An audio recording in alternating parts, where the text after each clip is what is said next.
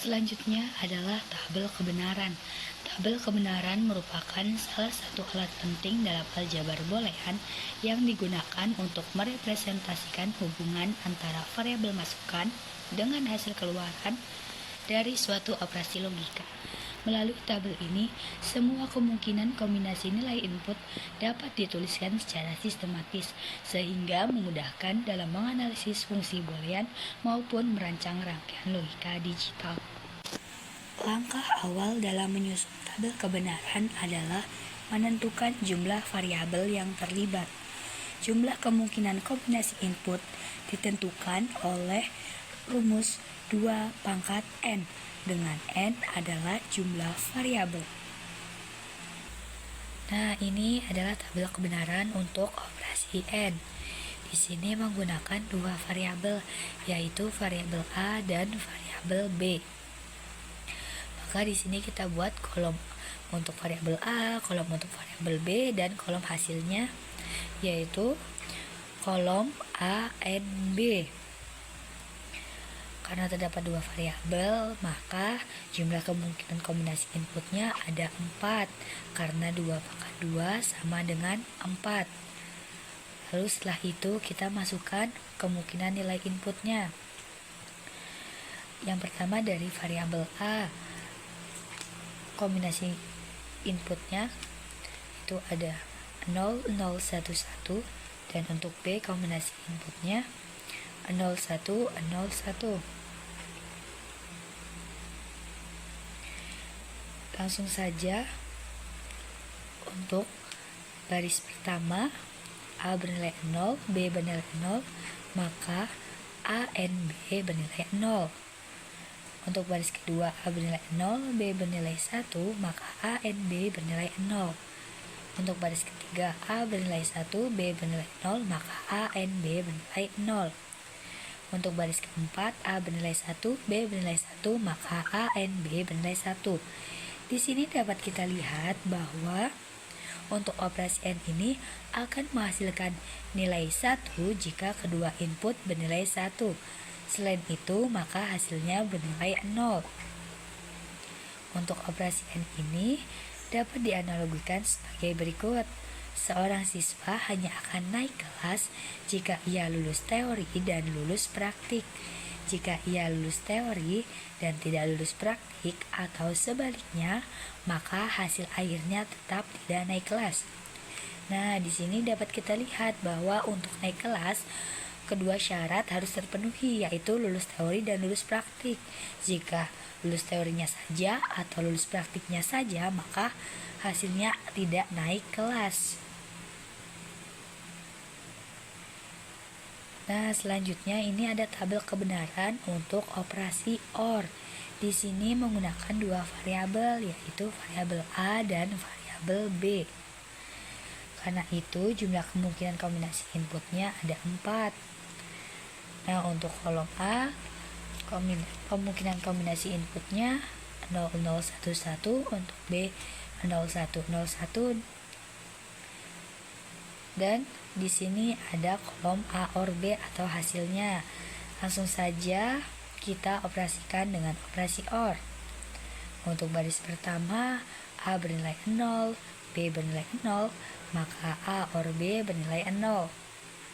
Baris kedua A bernilai 0, B bernilai 1, maka A OR B bernilai 1.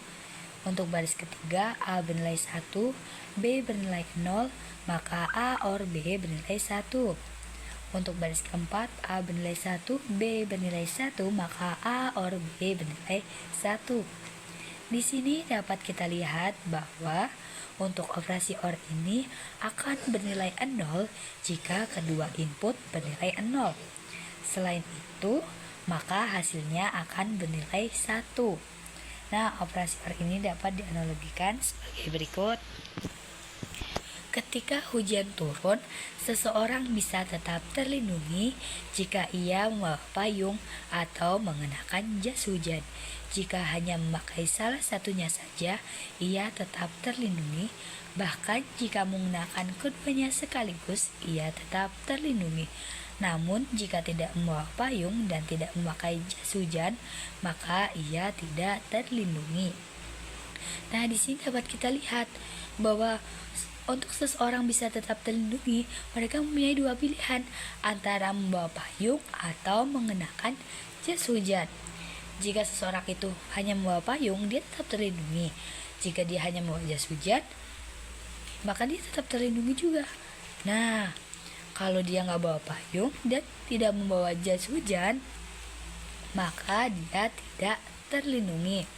Nah, pada operasi OR ini, maka akan tetap terlindungi jika salah satu syaratnya terpenuhi atau kedua syaratnya terpenuhi. Jika kedua syarat tidak terpenuhi, maka dia tidak terlindungi. Selanjutnya ada tabel kebenaran untuk operasi NOT. Di sini ada satu variabel, yaitu variabel A. Maka jumlah kemungkinan kombinasi inputnya ada 2.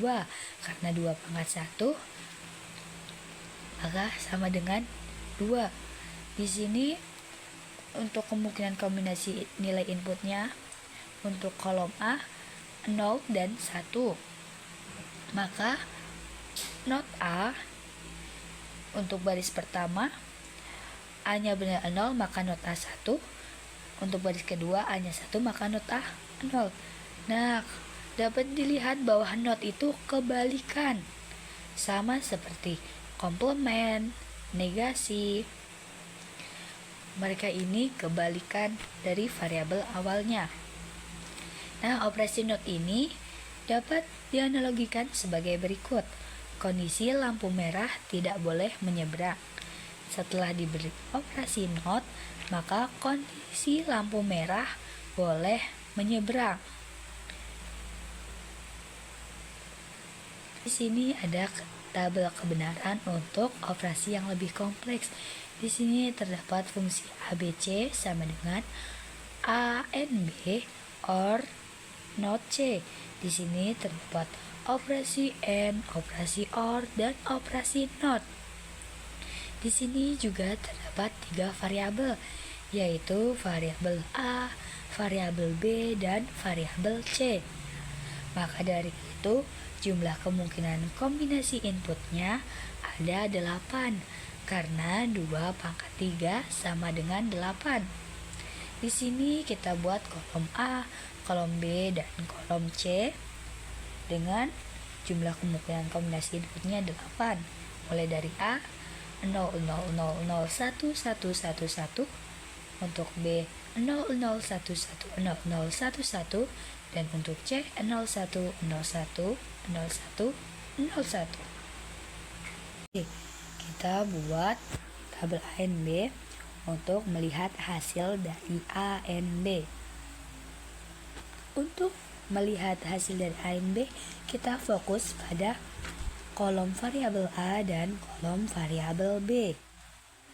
Ingat bahwa untuk operasi AND akan bernilai 1 jika kedua input bernilai 1. Selain itu, maka hasilnya 0. Di sini dapat dilihat bahwa yang A dan B-nya bernilai 1 itu hanya terdapat di baris ke-7 dan baris ke-8. Maka di kolom A dan B baris ke-7 dan baris ke-8 kita beri nilai 1. Selain itu kita beri nilai 0. Nah, selanjutnya ada operasi NOT, yaitu NOT C. Ingat, NOT adalah kebalikan. Sedangkan di sini ada NOT C, maka kebalikan dari C. Dapat dilihat di sini kita fokus pada kolom variabel C.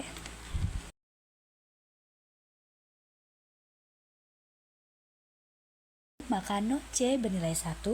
Untuk baris kedua C bernilai 1, maka NOT C bernilai 0. Untuk baris ketiga C bernilai 0, maka NOT C bernilai 1. Begitu juga dengan seterusnya sampai baris ke-8. Kita balikan semua nilai pada variabel C. Selanjutnya yang terakhir, kolom terakhir ini adalah kolom hasil dari A, N, B, or not C. Kita sudah mendapatkan nilai untuk A, N, B, dan kita sudah mendapatkan nilai-nilai untuk not C. Nah, nilai-nilai tersebut kita gabungkan menggunakan operasi OR. Jadi di sini kita fokus pada kolom A, N, B, dan kolom not C. Ingat, untuk operasi OR akan bernilai 0 jika kedua input bernilai 0. Selain itu, maka hasil akhirnya akan bernilai 1. Kita lihat untuk kolom A, N, B, dan not C yang bernilai 0 itu ada di baris kedua, baris ke-4, baris ke-6. Maka untuk kolom F baris kedua, baris ke-4, dan baris ke-6 bernilai 0. Sisanya kita beri nilai 1.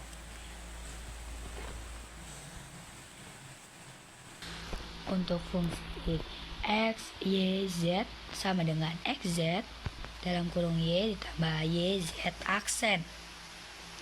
Kita pahami dulu bahwa XZ itu berarti X and Z. Lalu yang dalam kurung Y ditambah YZ aksen itu berarti Y or YZ aksen. Dan untuk YZ aksennya itu yaitu Y and Z aksen. Untuk Z aksennya sendiri yaitu not Z. Jadi not aksen komplement negasi itu sama, yaitu kebalikan. Jadi di sini dapat kita simpulkan bahwa X and Z and Y or Y and not Z. Oke. Selanjutnya di sini terdapat 3 variabel yaitu X, Y, Z. Maka dari itu jumlah kemungkinan nilai inputnya, kombinasi nilai inputnya berjumlah 8. Karena 2 pangkat 3 sama dengan 8. Di sini kita buat kolom untuk variabel X, variabel Y, dan variabel Z. Lalu kita masukkan kombinasi kemungkinan nilai-nilai inputnya. Untuk X 0, 0, 0, 0, 1, 1, 1, 1. Untuk Y 0, 0, 1, 1, 0, 0, 1, 1. Untuk Z 0, 1, 0, 1, 0, 1, 0, 1. Nah, selanjutnya di sini ada operasi AND yaitu X and Z. Kita buat tabelnya untuk X and Z ini. Berarti kita fokus pada kolom variabel X dan kolom variabel Z. Ingat bahwa untuk operasi AND akan bernilai 1 jika kedua input bernilai 1. Selain itu, maka hasilnya 0. Kita lihat bahwa yang X dan Z-nya sama-sama bernilai 1 itu hanya terdapat di baris ke-8. Maka untuk kolom X dan Z baris ke-8 kita bernilai 1. Selain itu kita beri nilai 0.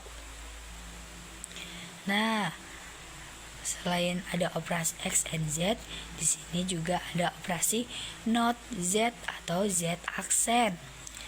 Nah, Z aksen berarti kebalikan dari variabel Z. Jika variabel Z-nya bernilai 0, maka Z aksennya bernilai 1. Jika Z-nya bernilai 1, maka Z aksennya bernilai 0. Begitu sampai seterusnya sampai baris ke-8. Selain itu, di sini ada variabel N lagi yaitu Y and Z aksen. Kita sudah punya kolom variabel Y dan kita sudah punya kolom variabel Z aksen. Kita fokus pada kolom Y dan kolom Z aksen. Di sini menggunakan operasi OR. Maka ingat bahwa operasi OR hasil akhirnya akan bernilai 1 jika kedua input bernilai 1. Selain itu, maka hasilnya 0. Kita lihat Untuk Y dan Z aksen yang bernilai 1 itu terdapat di baris ketiga dan baris ke-7. Maka di kolom Y and Z aksen kita beri nilai 1 pada baris ketiga dan baris ke-7. Selain itu kita beri nilai 0. Nah, selanjutnya di sini yang di dalam kurung itu ada Y, OR, Y, and Z aksen. Di situ ada operasi OR.